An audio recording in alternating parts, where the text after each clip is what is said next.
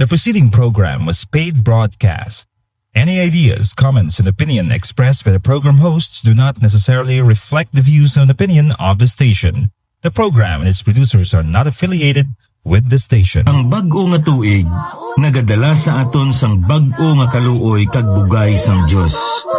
Ini bunga sang kaayo sang aton Ginoo sa tagsa-tagsa ka mga tinubos niya. Gani pagig-upod kamo sa akon, kay sa sulod sining 30 ka minutos, aton pagapamanandungan ang mga prinsipyo kag pagtulunan sang pulong sang aton Ginoo natuhoy sa bag-o nga tuig. Bag-o nga kaginan kag handom sa pag-alagad sa Dios kag sa pagtuon sang iya pulong. Ang dinalan sa kasulatan sa aton sininga adlaw makita sa makasulatan ni Isaias sa Isaias Kapitulo 55. Kag akon pagabasahon ang versikulo 10 kag 11. Ang pulong sa Dios nagpahayag sa aton, kay subong sang ulan nga nagakahulog kag ang nieve gikan sa langit, kag wala nagabalik didto kundi nagapatubig sang duta, nga nagapabunga sini, kag nagapasilingsing, nga nagahatag sang binhi sa manugsabog, kag sang kalanon sa manugkaon. Manginsubong sini ang akon pulong nga nagagwa sa akon baba. Try and prove me. Amuyad to ang title sang kalantahon nga aton nga pamatian, kag pasad ang iniya kalantahon sa kamatuoran nga ginpahayag ni Malakay sa makatawan sa Israel na tuhoy sa ila nga paghatag kag sang ila paghalad sa aton nga Ginoo. Trust, try, and prove me. Amo ini ginhambaldri ni Malakay subong nga ginpahayag sang Ginoo sa iya. Prove me now herewith, saith the Lord of hosts, if I will not open you the windows of heaven and pour you out a blessing, that there shall not be room enough to receive it. Katahom sa sinibala nga kalantahon, kay ikaw kag ako, hindi lamang ang makatawan sa dana katipan, kundi bisan sa aton pasubong. Ginahangkat kita sang aton ni Ginoo paagi sa iablan niya pulong. Nga magtuo kita sa iya, magsalig kita sa iya, kag pamatud-an naton siya kung ano ang iya nga katutom sa aton niya kabuhi, kag paano naton ini siya saligan, tilawan, kag pamatud-an paagi sa aton nga paghatag. Maisa ka manugbali kag katahom sang iya sinibala nga halambalanon na tuhoy sa ginatawag naton paghatag. One of the most effective gauge of our faith in God is our giving. Ang isa sa pinaka-epektibo gali nga talaksan sang imo kag sang ako niya pagtuo sa aton Ginoo, amo ang aton nga paghatag. Ano ang aton nga ginahatag? Paano kita nagahatag? Kag subong man nga kita nagahatag, kag san-o kita nagahatag. Importante ini bala nga butang nga dapat gid naton nga insindihon. Kaya ang paghatag isa ina ka butang nga gintudlo sang Ginoo sa aton. Kag bahin ini, kag tanda ini sang isa ka tumuluo nga amo ang paghatag. Anong ginahatag naton? Ti sa panahon ni Malakay, ang ila ginahatag sa aton nga Ginoo, sa ila nga ginahalad sa sulod sang templo, mga salin-salin, mga sapat nga ginahalad nila, nga bisan pagani ang ila nga mga gobernador. Mahuya sila nga maghatag sini. Kagatapusan amo man ning ginahatag nila ya sa templo. Ti ano nga klase sang halad ang ginahalad naton sa aton Ginoo? Kag ang pamangkot, ina bala nga halad nga ginahatag naton, takos bala ina sa isa ka persona nga nagatag sa imo kag sa akon sang kabuhi kag sang tanan-tanan nga yara sa aton subong? Anong ginhatag naton sa Dios? Ikaduha, paano kita naghatag? Ambot silingon sini, ano ang kaimtangan sang aton tigipuson samtang naghatag kita? May ara bala nga kalipay, ukon kasubo, ukon kahadlok, ukon pagkanugon. Ti isa ina kadako nga talaksan sang aton nga pagtuo ang kaimtangan sang aton tigipuson. Kag ari pagid nga naghatag kita. Why do we give? What is our motive? Kung kaisa ang motibo amo ina gid ang alandaman kay nga aman sa aton nga motibo dra man kita hukman sang Dios. Kung ang aton nga motibo nga matag ko para balusan ko sang Dios, anong matabo kung hindi niya ikaw pagbalusan? Ilabi na gid kay wala ka man kabalo nga balos sa tugli sang Ginoo sa imo, tagdako pa, labaw pa. Pero wala mo ya manutaran. Ti may posibilidad masunggod kita. May posibilidad nga matalikod kita. Ano gid ang aton nga motibo? Kabay pang aton nga motibo ya, mga himaya ang Ginoo sa akon nga paghatag. Kay nakita sa Ginoo akon tigipuson, kag nakita sa Ginoo kun ano ang akon nga ginatag, kag ari pagid san-o kita naghatag. Ang masubuong kaisa kay naghatag kita kun may ara na nga kinanglanon. Naghatag kita tungod na pilitan kita. Ang paghatag dili iya dapat malipayon. Kag may kinanglanon man o kun wala, tungod gin pagkamaayo kita sa Ginoo, ginatagan naton balik ang Ginoo sang iya nga bahin. Dumdumon naton wala gid ikaw kag ako sang may ihatag sa aton Dios nga nagikan sa aton, kay ina tanan nagikan sa iya gani ginabalik naton lamang ang bahin niya kay aton ini nga katungdanan.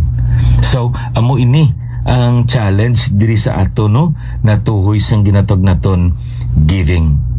Kay nga man kun ang aton Ginoong Jesucristo kabigo naton niya talaksan sang aton niya paghatag, ginhatag niya ang iya bug-os nga kabuhi.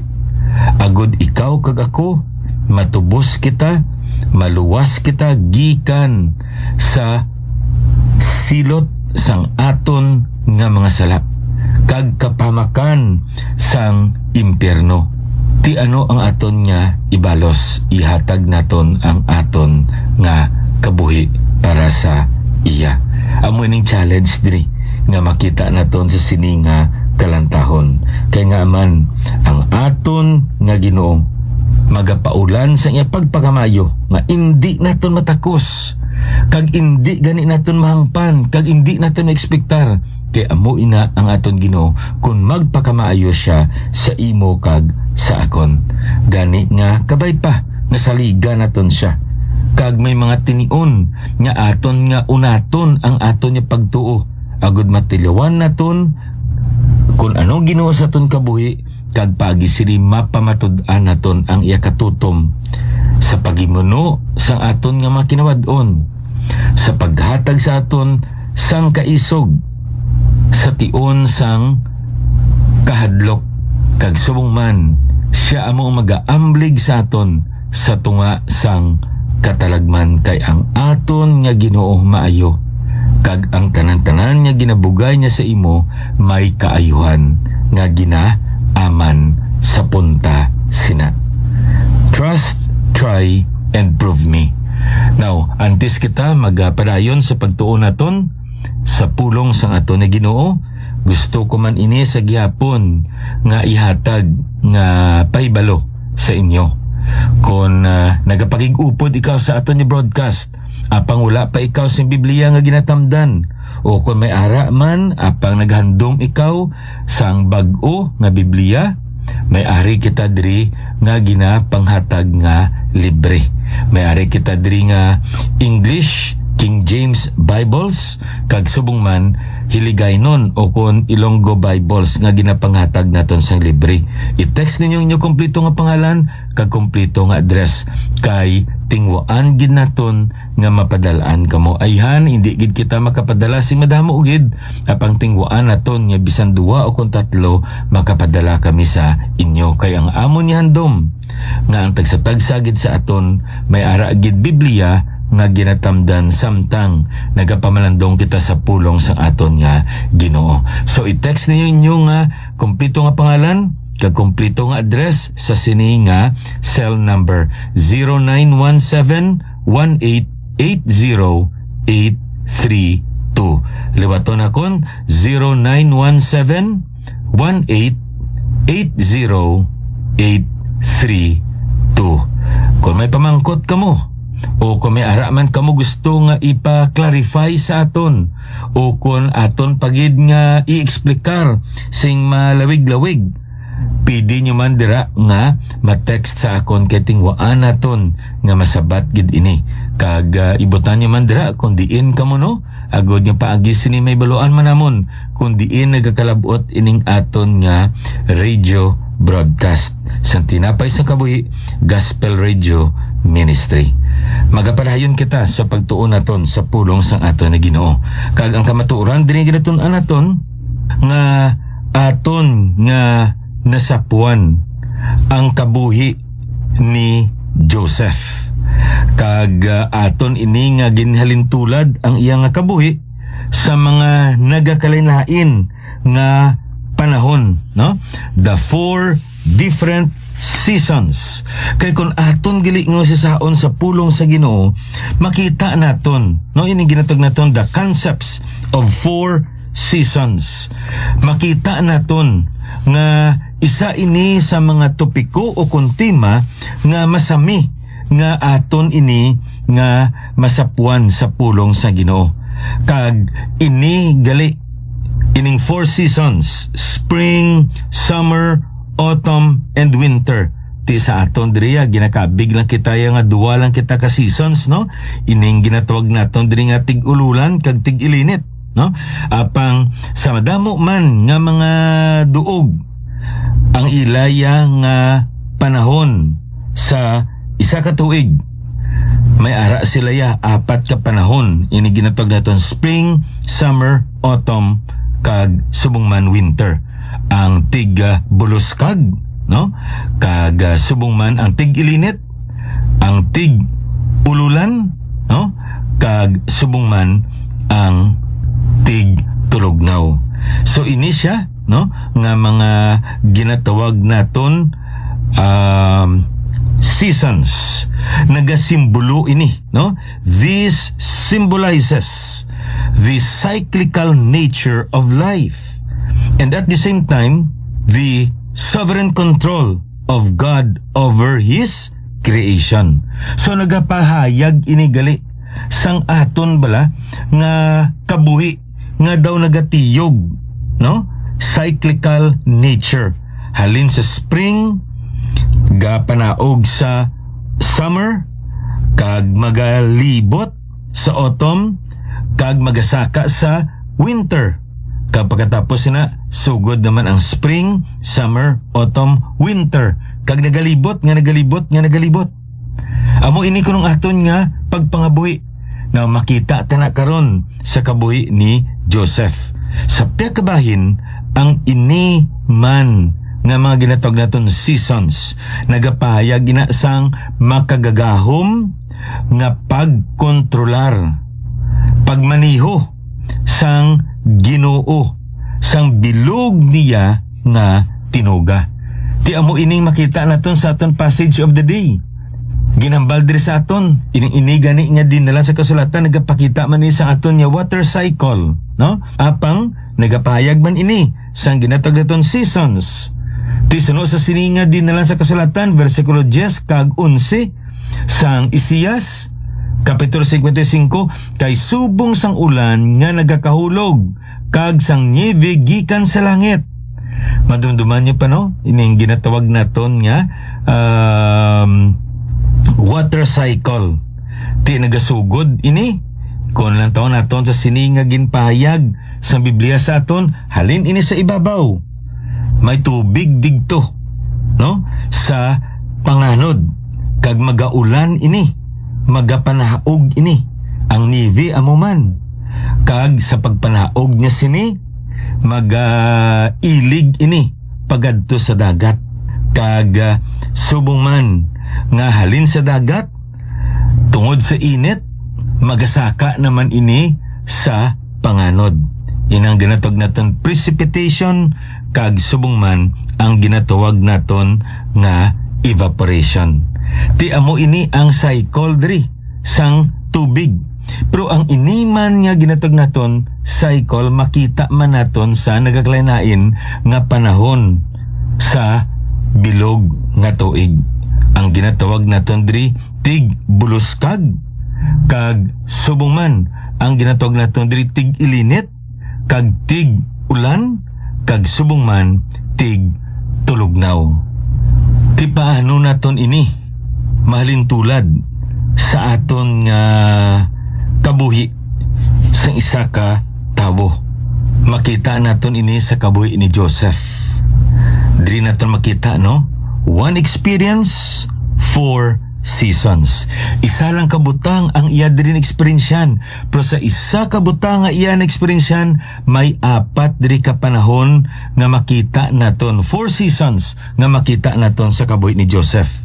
Ti ang aton nga text, balik kita sang nagligad nga adlaw. Ang aton nga text ara sa Genesis chapter 39. Kung madumduman nyo pa ang Genesis chapter 39, ano ang natabo dira? Amo na ini ang tion nga sa diin gindala si Joseph didto sa Ehipto. Kag ang ini nga kapitulo ginlaragway kag ginsaysay sa aton diri ang iya kahimtangan sa Ehipto. Ilabi na gid sa lugar kag sa panimalay ni Potifar. Di si Potifar hindi inilahog-lahog nga sulugoon sang hari sang Ehipto nga amo si Faraon. Kay nga man si Potifar ginakabig ini siya nga pangulo sang mga bantay ni Faraon. Manog dumala ini ni Faraon. So kung sa aton pa, siguro makabig naton ini siya nga presidential security siya. Isa siya sa mga ginakabig naton sa laligan gid ni Faraon nga amo ang magabantay sa iya. Hindi siya manugdumala sang mga soldado hangaway ni Faraon, kundi manugbantay ni Faraon. Lain niya ang regular armies ni Faraon, kag lain niya ang iyaya nga personal security details. Ti amo iniya ang mga katauhan nga nagabantay, nagaamlig sa kay Faraon sa sulod sing iyang balay, o kon maglagaw siya sa iyadra nga ginarian, o kun di siya magadto, sila ang nagabantay nga maamligan si Faraon. Ti hindi inilahog-lahog nga tawo. Kag suno sa makita nato sa pula sa Ginoo, dra siya ginbutang sang Dios. Isa ka butang diri nga makita naton suno sa pamulong sa Biblia sa aton sa versikulo 1. Karon si Jose gindala padulog sa Ehipto, kag ginbakal siya ni Potifar manugdumala ni Faraon, ang pangulo sang mga bantay nga Ehiptohanon, sa kamot sa mga Ismailinhon nga nagdala sa iya didto.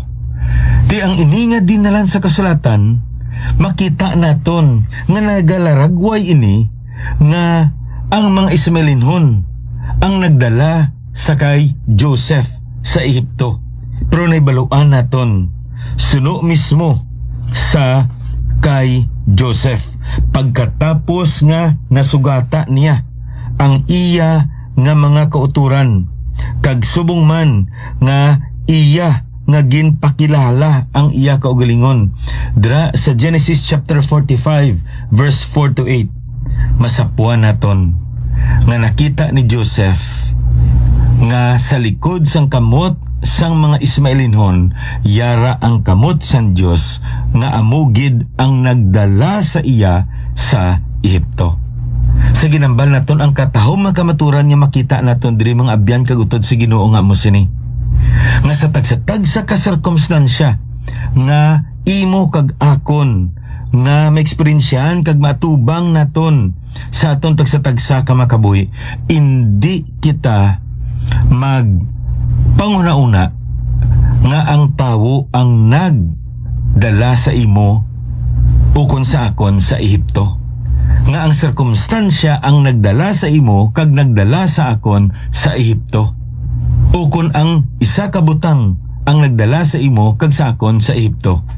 Kung hindi, ang nagdala sa aton sa Ehipto amo ang Dios. Ginagamit lamang ang ina nga mga tawo, ang ina nga sirkumstansya, o kung bisan amo pa ina nga mga butang. Ang kasubo-subong kayo ko isa may pulong kita bala nga di malas. Bo anon tanabi kay na di malasan gid. Tinabungguan siya sang seres. Baw na di malasan gid siya sa kadamo sang mga empleyado. Siya gid ang na-demote o kon ay nadimalasan gid siya. Anon tana ang iyagid nga balay amo ang nasunog. Ti kun lang taon naton hindi amo sina. Kun lang taon niya naton sa pulo sa Ginoo, God is in control. Ano man ang nagkatabo sa aton, ara ang aton nga Ginoo nga kaupod naton. Amo ni kamatuoran diri nga makita naton. That's why kun aton nilang taon, ang una nga season diri nga makita naton sa pulong sa Ginoo, amo ini ang ginatag naton the season of spring. Ano ining season of spring? Kung maduduman niyo pang aton diri nga ginsaysay sa nagligad, no? This symbolizes renewal, growth, new beginnings, hope for something better. Ti amo ini ang natabo diri sa kay Joseph. Kalahain sang iya nga eksperyensya, upod sa iya nga mga utod, subong ari siya sa Ehipto. Kag para sa iya bag-o ini nga panugod. Ayhan may kahidlaw, ayhan may ara man nga kahadlok, may pamahog man ayhan. Of course may ara gid kati slave lang siya mo. Pero katahom diri kay amo sini. Sa tunga sini nakaibalo siya. Mayara ang kamot sang Ginoo sa iya nagaupod. Isa man kabutang nga nanutaran akon diri no. Kag ayan amo ini ang isa sa pinakadako gid nga leksyon nga makita naton, especially when we experience spring season in our lives. Time for renewal, time for growth, time for new beginnings, just like Joseph. Ari ang dako nga lesson para sa aton.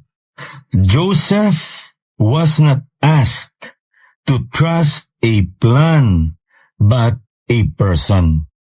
Kung sa aton pa, si Joseph ginhatagan sang Ginoo sang isa kadako nga oportunidad nga hindi siya magsalig sa plano sang Dios kun hindi sa persona. A personal God who is sovereign, wise, and good. And because of this, he was able to trust the plan of God.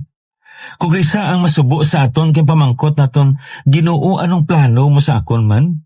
Hindi amo sinagali. Kung lantaw naton saliga naton ang Dios, hibalua kun anong iya nga mga kinaiya. Hibalua kun ano siya sa imo kabuhi. Hibalua kun anong kinaugali sa aton Dios. Kag paagi sini may baluan naton kung paano siya magpaaligisod sang aton nga kabuhi. Kung isa gusto tiya mabalaan din kung anong plano, kung anong ara sa unhan. Kay kung amo sina ang aton gali nga pinamatasan, masami amo sinigatabo. We will never enjoy, we will never experience blessedness while we are in the process of facing the different trials and challenges in life. Daso yung katahom diri kay sa tunga sini makita naton si Joseph. Nag-struggle man sa ihan. But the point is this, mas dako ang iya nga pagsalig sa persona sang aton Dios. Kag tungod sini, iya nga naibaluan nga hindi niya man matungkad ang tanan-tanan niya tinatuyo. May pagsalig siya nga ini tanan-tanan magapanghikot sa iya nga kaayuhan. Amo man ini sa imo kag sa akon nga kabuhi. Let us learn to trust the person, and then we will be able to enjoy the process of transforming us into better persons through the trials and challenges that He showered upon our lives. Sa madason naman ni broadcast, aton ini padayunon ang pagtuon naton. Inyo abyan, alagad sa kanginan, Pastor Neil Vilches, ang Ginoo, magapakamayo sa inyo.